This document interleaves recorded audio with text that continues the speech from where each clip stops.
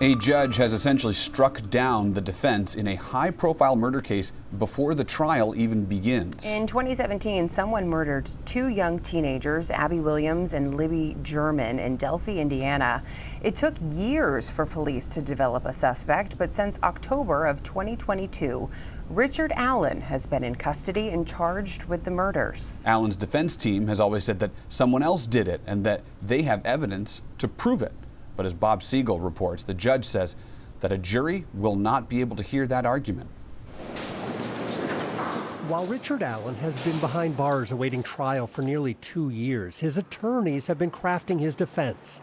That defense includes collecting evidence that they claim shows two Delphi teenagers were killed not by Allen, but instead as part of a ritualistic sacrifice committed by followers of a pagan religion called Odinism.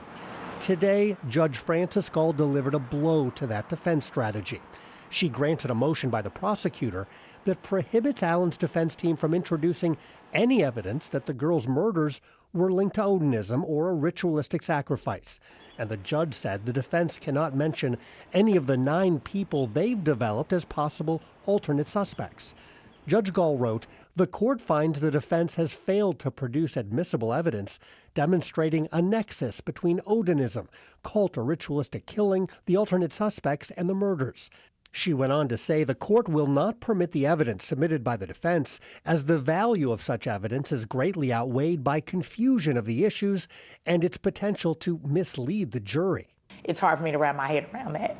Katie Jackson-Lindsay is our 13 News legal analyst. What does this mean for Richard Allen and his defense team? It does put them at a huge disadvantage, and it will require, I would think, a lot of adjusting, a lot of redeveloping their defense, and really sitting down and deciding, okay, what is our defense now? Because we know from all of the public pleadings that their defense is they have the wrong guy.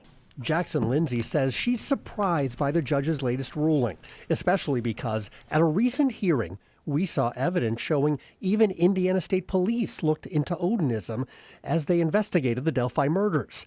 And an expert witness on ritualistic crimes testified for the defense. She's absolutely certain Odinism was involved in the murders based on photos from the crime scene. They are sitting on this evidence that they know is in existence, and they never get to allow the jury to see that. So absolutely, they're at a huge disadvantage in terms of representing their client. And as a defense, you absolutely, if you have evidence or you have information that someone else is the bad actor, that someone else committed this crime, you have to be able to present that.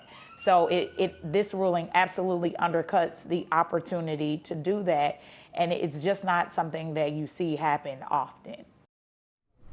That's Bob Siegel reporting. So there are a couple more details. Odinism is a relatively new religious movement. It was developed in the mid-1900s. It is largely embraced by white supremacists. Also, the judge says the defense can try again at trial to link the murders to Odinism or alternate suspects. They just need to show a direct link. Finally, last week, the judge dealt another blow to the defense when she ruled that the more than 60 confessions the suspect Richard Allen has made could be submitted as evidence.